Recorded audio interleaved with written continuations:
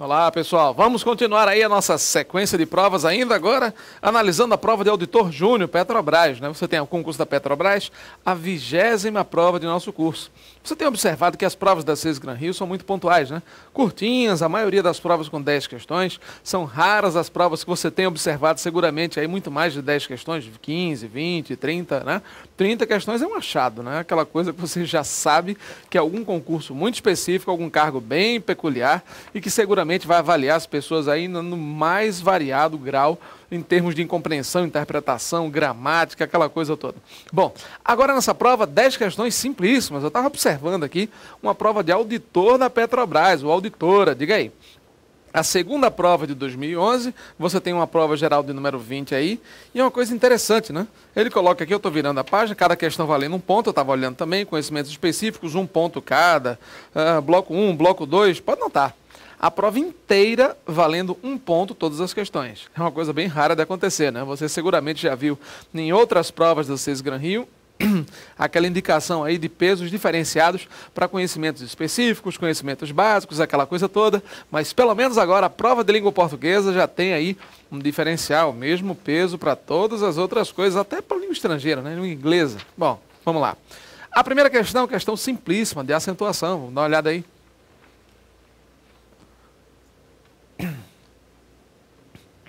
Olha só, aí você tem Petrobras, auditor, tranquilo, você tem. Em relação às regras de acentuação gráfica, a frase que não apresenta erro é... Bom, vamos lá. Ele não pode vir ontem. Não pode vir ontem. Primeira coisa, você já pode observar aqui que se ele está localizando no ontem, essa ação já ocorreu. Mesmo com o acordo ortográfico, o verbo pode e pôde, com acento diferencial de timbre, ele foi mantido. Certo? Então, o acordo ortográfico que entrou em vigor em 1º de janeiro, aí, no caso de 2009, ele manteve o acento diferencial de timbre, pôde e pode. Se é vir ontem, se o tempo está localizado no passado, aqui é pôde e não pode. Pode, presente, diferenciando de pôde, claro, agora no passado.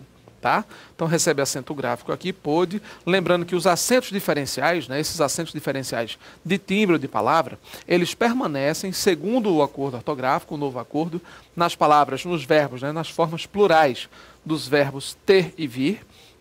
Portanto, tem e vem. Lembrando, tem e vem, apenas um único é. É isso? Um é, claro. E você tem o acento circunflexo aí, gerando a diferença da forma singular. Ele tem, sem acento algum. Eles têm apenas um é e acento circunflexo aí marcando novamente o acento diferencial. Ele tem, eles têm. Da mesma forma, você tem o verbo vir, né? Ele vem no singular. Ou então, eles vêm. Um único é e acento circunflexo também. Então, os acentos diferenciais ter e vir, tem, vem. Além disso, pôde, diferenciando de pode, nessa questão que acabamos de apresentar aí, tem, vem, pôde, o verbo por, separando da preposição por, o verbo por permanece acentuado, tá? Então, se eu disser, por exemplo, ele passava por várias ruas, caminhava por vários lugares, esse por aí não receberá o acento gráfico, lógico, por se tratar de preposição. Passava por várias dificuldades, nenhum problema. Agora, se eu colocar o verbo por aí, mesmo numa circunstância qualquer, o verbo por deverá receber o acento. Então, eu preciso pôr o dinheiro no banco, né? Eu preciso pôr o livro em cima da mesa, tanto faz. Então, ele resolveu pôr os pés em cima da cadeira. Então, esse pôr, sinônimo de colocar, tanto faz, né? Esse pôr aí, verbo, ele recebe o acento gráfico, claro, porque ele indica, logicamente, o acento diferencial, né? Esse acento representa a diferença do verbo por para a preposição por. Claro, é importante notar também que as formas derivadas do verbo por, dispor, pressupor, compor, propor, repor, propor, essas formas derivadas do verbo por, elas não receberão acento gráfico. Então, elas não recebem acento gráfico por uma razão bastante simples.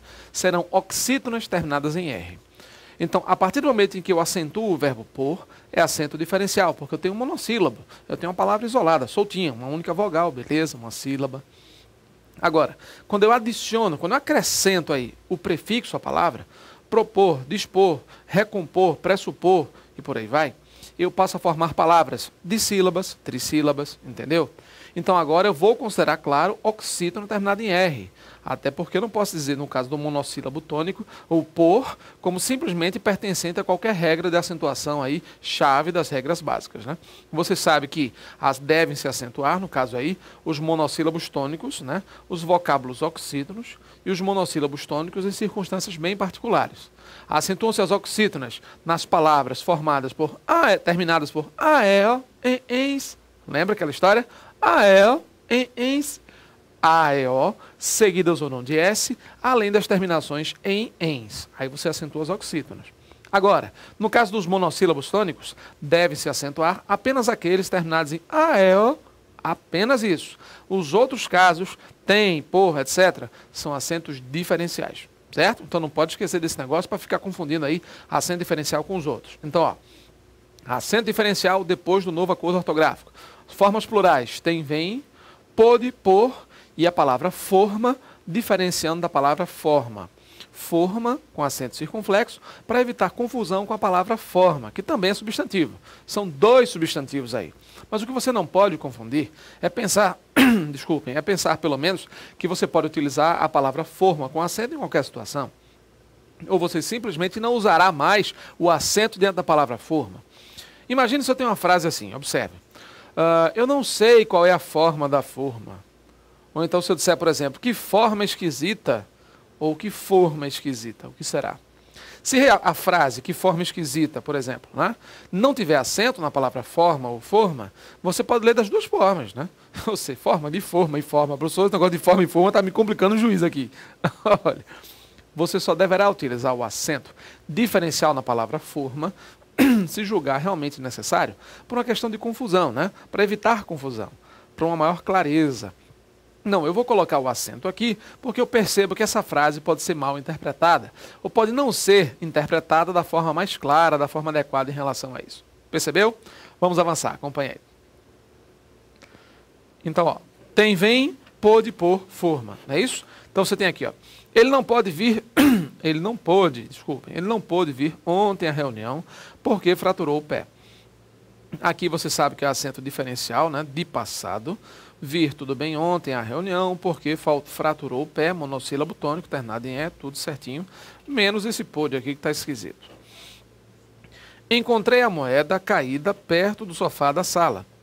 Pessoal, encontrei a moeda caída. Aqui você tem o acento agudo tranquilinho, né? A separação silábica, K, separa I, separa DA. Então você tem o hiato aqui, né? Regra, acentua-se o I tônico do hiato quando sozinho na sílaba ou seguido de S. Então aqui o I está sozinho na sílaba, claro, merece ser acentuado tranquilamente, caída, tá? Então acento agudo obrigatório aqui está faltando também. Sofá, tudo ok, você tem aqui uma palavra oxítono terminada em A, sem problema, tudo certo. Na letra C, alguém viu além de mim o helicóptero que sobrevoava o local? Bom, aí está tudo certinho, né? Você tem aqui, alguém viu, olha só, quando eu digo, aqui está errado, o gabarito de letra D está errado aqui. Alguém viu, além de mim, o helicóptero que sobrevoava o local? Essa é a resposta certa. Produção, tá viajando, né, meu? Resposta certa, letra C de cada. Deixa eu ajeitar esse negócio aqui, viu? Pode corrigir aí, tranquilo, tranquilo, pode corrigir o seu slide aí. Deixa eu ajeitar aqui, beleza. Produção, tá viajando, né, meu irmão? Olha aí, pronto, normalizado. Olha só. Alguém viu além de mim? Alguém está certo. Acentuam-se as oxítonas terminadas em eu tenho duas sílabas aqui, sem problema. Alguém viu além de mim? Esse além aqui, claro, oxítono terminado em também. A mesma regra do alguém. O helicóptero, proparoxítono, né? Helicóptero. Proparoxítono, a sílaba tônica é antepenúltima, acento obrigatório. Que sobrevoava o local. A letra C não apresenta qualquer erro em termos de acentuação. Letra D. Em péssimas condições climáticas, o erro já está aqui, né? Claro. Acento agudo no primeiro A, você tem aqui palavra proparoxítona. Péssimas está ok, tranquilo, você tem palavras proparoxítonas da mesma forma. Oxítono terminado em on, em ditongo, né, nasal. Climáticas, agudo no A, proparoxítona, primeiro erro. Você resolveu viajar para o exterior. Bom, aqui está certo, você, beleza. Bom, o erro realmente em climáticas. Letra E. Aqui só eu, claro, monossílabo tônico terminado em O. Aqui, lógico, você tem acento agudo. Aqui só eu é que sei monossílabo tônico, que estou preocupado com a saúde. Ok, acentua-se o U tônico do hiato quando sozinho na sílaba, seguido de S. Aqui só eu é que estou preocupado com a saúde das crianças. Ok, resposta certa, letra C e não letra D, tá? Letra C. Vamos lá. Questão de número 2. A frase em que o complemento verbal destacado não admite a sua substituição pelo pronome pessoal oblíquo átono, lhe. Olha só, ele quer o pronome átono, lhe. Deixa eu dar uma destacada aqui, bicho, um negocinho bonitinho. Não, que assim, bicho. Aqui, cara. Pronto, bota um, né? Coisinha diferente, assim, para ficar melhor, bicho. Fica bonitinho o slide aí. Olha aí. Ele quer saber a forma que não admite a sua substituição pelo pronome oblíquo lhe. Pessoal, já vimos em provas anteriores, vamos reforçar sempre, porque o emprego do lhe não está aparecendo pela primeira vez nessa prova da CES Gran Rio e não será a última que irá aparecer. Você irá se deparar seguramente com o emprego do pronome lhe por várias vezes. Entenda o seguinte, lhe é sempre usado em duas situações, vamos sempre relembrar isso aí. O lhe, sempre que o verbo exigir, vai. Sempre que o verbo exigir o quê? Você já estudou, não, pode passar, vai lá. Sempre que o verbo exigir, a e se referir a quê? A pessoa. Sempre que o verbo exigir a e se referir a pessoa, você coloca o lhe, tranquilamente. Já lembra que eu falei assim? Refiro-me ao diretor. Quem se refere a. Diretor, pessoa, refiro-me a ele. Aí você vai colocar o a ele por uma circunstância simples, né? Você vai se referir ao diretor. Não vou dizer refiro-me-lhe. Não dá para colocar dois pronomes aí no mesmo patamar, né? Na mesma estrutura de frase. Mas se eu disser, por exemplo, obedeço ao diretor, claro, aí você vai colocar obedeço-lhe ou obedeço a ele, certo? Dentro dessa perspectiva, dentro dessa prática aí específica, tá bom? Agora, claro, a segunda forma, lógico, você sabe que o pronome lhe, ele pode substituir uma forma possessiva, né? Ele pode ser trocado por dele, dela, deles, delas. Lembra esse negócio? Forma possessiva. Então, bateram-lhe na cabeça. Bateram na cabeça dele, bateram na sua cabeça. Percebeu? Roubaram-lhe as esperanças. Roubaram as esperanças dele, certo? Ou dela. Então, não se esqueça, pronome lhe só nesse caso. Agora, ele está falando dos complementos verbais aí. O que você tem que observar é que existem outros pronomes que exercem o papel do complemento verbal. Você sabe, complemento verbal, objeto direto ou objeto indireto, tá? Complemento verbal, objeto direto ou indireto. Quais são as formas pronominais que exercem o papel de objeto indireto? O pronome lhe, lhes. Né? Você já sabe aí que os pronomes oblíquos átonos, veja, quais são os pronomes oblíquos átonos que exercem o papel de complemento, de objeto indireto? Lhe, lhes. Beleza. Quais são as formas átonas de pronome oblíquo? Quais são os pronomes oblíquos átonos que exercem o papel de objeto direto? Aí uma festa, né? OA, OISAIS, que pode assumir as formas lolá, loslais, lembram?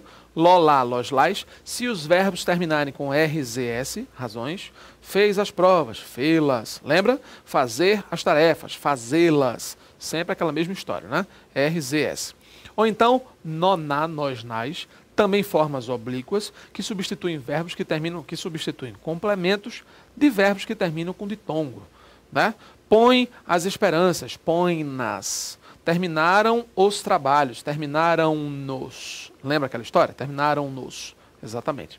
Então, OA, OISAIS, LOLá, LOSLAIS, NONÁ, NOSNAIS. Além dessas, MET-NUS VUS. MET-NUS VUS. Lembra? Mi, ti, si, nus e vus. Esses pronomes são clássicos. Agora, os MET-NUS VUS, esses pronomes, MET-NUS VUS, eles podem exercer o papel tanto de objeto direto quanto de objeto indireto. Depende aí da frase, claro, cuidado com eles. Quem vai mandar é o verbo. De acordo com a característica do verbo é que você vai emplacar aí tranquilamente. Então, se eu digo, por exemplo, amava, ela nos ama. Veja, quando eu digo ela nos ama, esse nos aí completa o sentido do verbo amar. Se completa o sentido do verbo amar, que é transitivo direto, esse nos exercerá o papel de objeto direto. Complemento verbal direto. Beleza, tranquilo. Agora, se eu disser ele nos obedece, veja a diferença? O mesmo pronome nos, o mesmo, numa outra frase, exercendo o papel agora de objeto indireto. Não é massa? Não é tranquilo? Então, quem vai mandar nessas formas metinus vos em relação à classificação de objeto direto, objeto indireto, seguramente é o verbo. Verbo direto, esses pronomes serão objeto direto. Verbo indireto, esses pronomes serão objetos indiretos, certo? Então é sempre se ligar no verbo, na forma de complemento. Não adianta tentar confundir aí com objeto direto preposicionado e tal, pleonástico. Cuidado com esse negócio. São formas de complemento. Aí que você vai sacar bem isso aí, ok? Próxima aula a gente devora essa questão aí. Até lá.